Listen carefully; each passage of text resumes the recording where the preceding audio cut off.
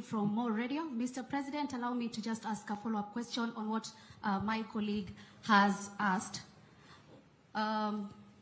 You say that you consulted from different political formation. From what we have as a people, the people who are on the streets did not have T-shirts printed with political parties, identification. Neither did they carry banners that had colors of representation of a political party. So in your broad-based government, as you have said, you've consulted and you've also had people from ODM working with you. Where is the interest of the people being featured in your broad-based government, as they are the ones who prompted us to have this change that we are having right now? Now, to my question, I want us to just take time back, from the inception of the Kenya Kwanza government. When you took the oath of office, you promised to protect the Constitution of Kenya and ensure that the justice system functions well. You protect the rule of law. When you were making your statement on Wednesday, if I'm not wrong, you told us about amendments of some few clauses of the Constitution, including Public Finance Management Act. You also talked about witness, something to do with that. That is an act of in the Constitution of Kenya. But the populace has this question. Why would we talk about amendments? Why? Those very clauses that we have in the Constitution are not being respected. Like, I'll give you an example. Extrajudicial killings that we have seen, not unless we can be given files of crime for the people who died. And then also, on that, we had arbitrary arrests. We also have forced disappearances, not unless also the government can explain to the people where these people are, or maybe if you have the information on that. Also, other things is that media rights and freedom, from media censorship and also being granted the opportunity to have the information needed to be given to the public. Also, another issue which I'll just say is on the commission and independent offices, like KNCHR, that is the Kenya National Commission for Human Rights, which you can be publicly held to account when you said about the numbers of people who died. And also we have IPOA, where they've been talking about frustrations in getting information that is necessary to prosecute some of the officers who had gone rogue during the protest. That is just an example I'm giving you about the Constitution. And also something else on leadership and integrity, whereby even one nominated person among those whom you've nominated in your cabinet is actually facing graft case in the EACC currently as we speak. And you talked about Singapore on development. Just a reminder, Mr. President, that in Singapore, they have extreme, serious penalties when it comes to matters corruption. Same as Indonesia. That just shows you how grave economic crimes are, especially matters corruption. So I want to ask you, Mr. President, you've told the Kenyans to give you time, to give you time to work on these issues, to set things right. If we are to hold you responsible today, Mr. President, what is the way forward from now on, seeing that there is the respect of the rule of law, the very Constitution that you sought to protect, and also in the event that these timelines expire, the ones you've given us, 6 months, 9 months, 3 months, 30 days, if they expire and we see no change, would you wait for the youth to start pushing for you to, out of government? And also, would you heed to the pressure that right now we are actually seeing 14 Kenyans have moved to the courts actually asking for the ouster of you, Mr. President? What do you have to say about that? Thank you very much. The 14 Kenyans who have gone to court are exercising their democratic right. That is how free this country is. That you can actually go to any court and demand whatever you want in court. That is the taste of the freedom that I stand for in Kenya. And I want to promise you that those Kenyans who have gone to court for whatever reason, they are free to do it, and the courts are free to make whatever decision that is constitutional. You have asked me, I think, 10 questions. Let me try and answer some of them. Number one, you have asked me, the people who went to the streets, they did not carry the color of any political party. That is correct. But remember, they carried the flag of Kenya. And that is why I'm saying, let us put the interest of the people of Kenya first.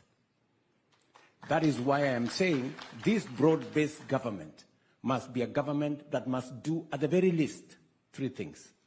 And I stated them in my address to the nation. Number one is the subject of integrity, which you have spoken very clearly about, dealing with the challenge of corruption.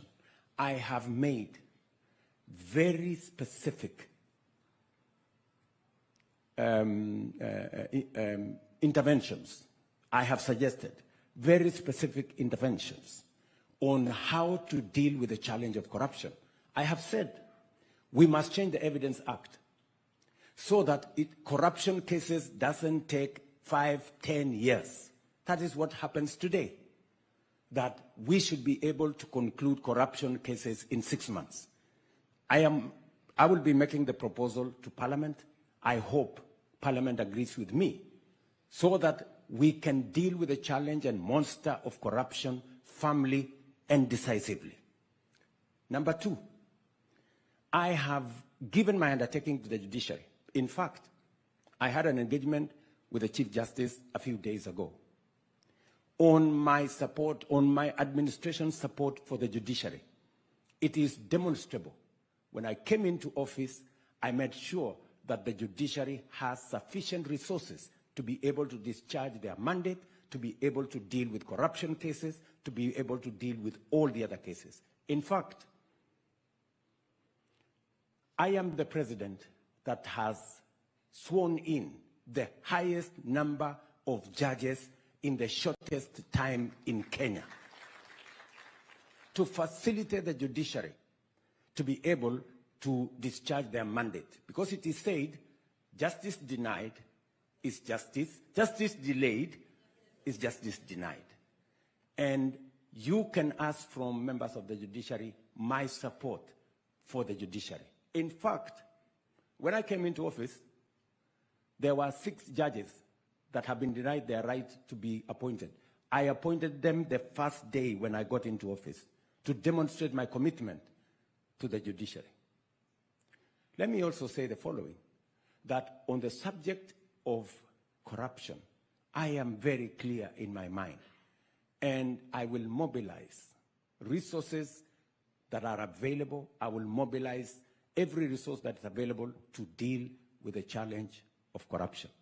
Number 2, I also said this new administration must deal with the issue of making sure that we create jobs in Kenya by making sure that we don't import the things that we can manufacture in Kenya.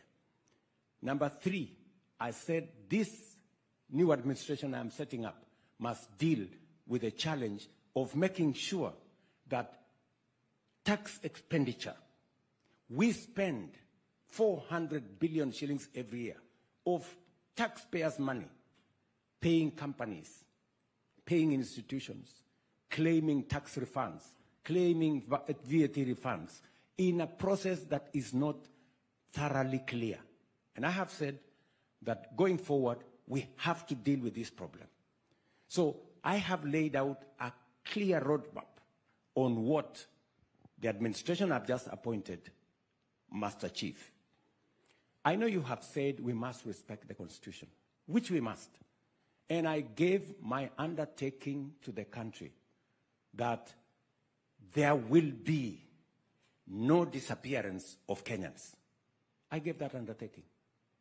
There will be no Kenyans in Rivayala. There will be no Kenyans in Tana River. There was a time we had 30-something bodies of Kenyans in rivers. That will never happen under my watch. And I have said this with clarity. If there is any Kenyan who has disappeared, I want people to step forward and say, Kenyan so-and-so has disappeared. I would be very happy to deal with it. Because under my administration, I have said there will be no disappearance of Kenyans again. There will be no extrajudicial killing of Kenyans. I have said that with clarity. And let me also say the following, that as we go forward, we must be truthful. When the Kenya National Human Rights stepped forward with fake news and said 200 Kenyans had been massacred in Githurai, it was a flat lie. I mean, surely. I mean, a whole institution that is supposed to be self-respecting, paid for by the government of Kenya, how can they go and tell the country that 200 Kenyans had been killed, which was utter, falsehood, I hope that's not the organization you want to defend, You cannot defend an organization that runs on fake news.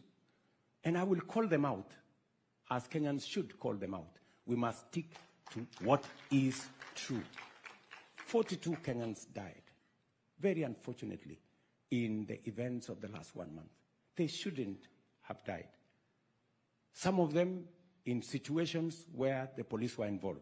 Some of them in situations where criminals were involved. Some of them in different situations. All those situations are under investigations. And I have given undertaking that the government of Kenya will support those families, even as we get to the bottom of what happened in those situations. I have also undertaken that there are Kenyans who unfortunately lost property. We are also going to support them because it was nothing of their doing that occasioned all that happened to happen. Let me also say the following, that I am a great believer in the Constitution, and I will protect. I mean, many countries that have gone through what Kenya have gone through, Bangladesh, for example, they switched off the internet, they switched off the TVs, they did whatever they did. Kenya is running full steam. Internet is available every day. People are talking from all over the place. I mean, newspapers are writing whatever they want. The TV has 4 screens. They are showing what's happening in Kondele, what's happening in where. I mean, what further freedom, surely, would you ask from me? I have the machinery to switch them off. I did not switch them off. Because I am a believer in the rule of law. And I am a believer in free media. That's why the media can go out and demonstrate and call me names and do whatever they want. Doesn't bother me. But that is what freedom is about. That's what democracy is about.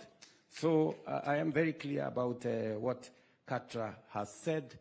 All you have said that has really come to me is the young people who were out there did not have colors of parties or regions or communities.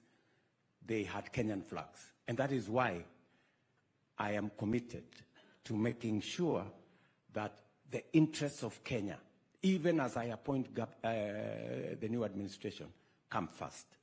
What do we do about Kenya first? So that is what I wish to say. Asante sana. Yes, my friend. Thank you very much, Your Excellency. My name is John Jacob Kuria from KBC. I want us to set the tone of this conversation, Mr. President.